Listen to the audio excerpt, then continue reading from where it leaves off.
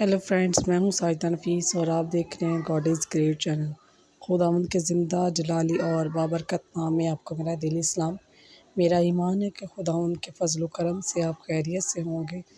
آج کی ویڈیو میں ہم سیکھیں گے کہ طلاق کے حوالے سے بائبل مقدس میں کیا درس دیا گیا ہے اور ہمیں زندگی بسر کرتے ہوئے کن باتوں کو ہمیشہ مد نظر رکھنا چاہیے تاکہ ہم خداوند کے جوڑے ہوئے رشتے کو ہمیشہ قائم و دائم رکھ سکیں، کیونکہ جوڑیاں آسمان پر بنتی ہیں اور جو کام خدا نے کیا ہے وہ کبھی غلط نہیں ہو سکتا۔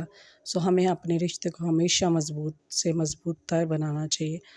میری ویڈیو کو پورا دیکھیے گا تاکہ آپ کو میری بات کی اچھے سے سمجھ آ سکے، اور اگر آپ کو میری ویڈیو اچھی لگے تو لائک اور سبسکرائب ضرور کیجیے گا تاکہ آپ کو میری نیکسٹ آنے والی ویڈیو سب سے پہلے مل سکے اور آپ اپنے ایمان کو خداوند پر اور زیادہ مضبوط اور پختہ کر سکیں۔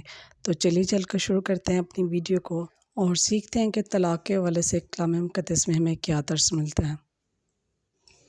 باپ اور بیٹے اور روح القدس کے نام میں آمین۔ مقدس مرکز کی انجیل، اس کا 10 باب، اس کی 2 سے 12 آیت تک۔ اور فریسیوں نے آ کر اسے آزمانے کے لیے اس سے پوچھا، کیا یہ روا ہے کہ مرد اپنی بیوی کو چھوڑ دے؟ اس نے ان سے جواب میں کہا کہ موسیٰ نے تم کو کیا حکم دیا ہے؟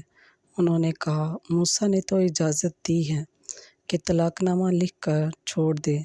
مگر یسوع نے اس سے کہا کہ اس نے تمہاری سخت دلی کے سبب سے تمہارے لیے یہ حکم لکھا تھا، لیکن خلقت کے شروع سے اس نے انہیں مرد اور عورت بنایا۔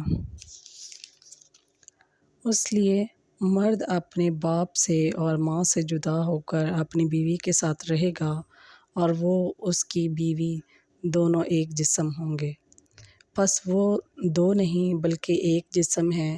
اس لیے جسے خدا نے جوڑا ہے اسے آدمی جدا نہ کرے۔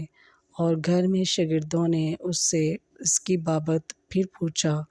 اس نے ان سے کہا، جو کوئی اپنی بیوی کو چھوڑ دے اور دوسری بیوی سے بیاہ کرے وہ اس پہلی بیوی کے برخلاف زنا کرتا ہے، اور اگر عورت اپنے شوہر کو چھوڑ دے اور دوسرے سے بیاہ کرے تو زنا کرتی ہے۔ پس پاک کلام کے پڑھے اور سنے جانے پر خداوند کی خاص برکت ہو۔ خداوند کا شکر ہو۔ میرے عزیزوں، مرد اور عورت کا رشتہ بہت ہی خوبصورت ہوتا ہے اور باقی تمام رشتے جو ہیں اس کے بعد آتے ہیں، کیونکہ جب خلقت کو شروع کیا گیا تھا تو صرف مرد اور عورت کو ہی پیدا کیا گیا تھا، یعنی حضرت آدم اور ماں حوا کو۔ ہمیشہ اس رشتے کی قدر کرنی چاہیے اور اپنے رشتے کو مضبوط بنانا چاہیے۔ شوہر کو چاہیے کہ اپنی بیوی کی عزت کرے اور بیوی کو چاہیے کہ اپنے شوہر کی عزت کرے اور اس کی تمام باتوں پر عمل کرے، کیونکہ ایک مضبوط میاں بیوی کا رشتہ ہی ایک خوشحال خاندان کو تکمیل دیتا ہے۔ میرے عزیزوں، اپنے رشتے کو اس قدر مضبوط بنائے کہ کسی تیسرے کی کوئی گنجائش نہ رہے کہ کوئی آپ میں شک کی کوئی بھی ایک بھی چنگاری جو ہے وہ پیدا کرے جس سے آپ کا رشتہ خراب ہو، کیونکہ شیطان جو ہے وہ میاں بیوی کا رشتے میں سب سے زیادہ اور جلدی دراڑ پیدا کرنے کی کوشش کرتا ہے، کیونکہ گھروں کے جھگڑے جو ہیں وہ شروع ہی میاں بیوی کے رشتے سے ہوتے ہیں، اور میاں بیوی کا ایسا رشتہ ہوتا ہے کہ کوئی بھی اس کو دیکھ نہیں سکتا کہ آپس میں یہ خوش ہیں یا مل کے چل رہے ہیں، کوئی تیسرا نہیں دیکھ سکتا۔ تیسرے کی ہمیشہ یہی کوشش ہوتی ہے کہ ان کے رشتے کو خراب کیا جائے۔ میرے عزیزوں، کسی تیسرے کے بارے میں سوچنے کی بجائے آپ اپنے رشتے کو مضبوط کیجیے، کیونکہ جس قدر آپ کا رشتہ مضبوط ہوگا تیسرے کی کوئی گنجائش رہے گی نہیں۔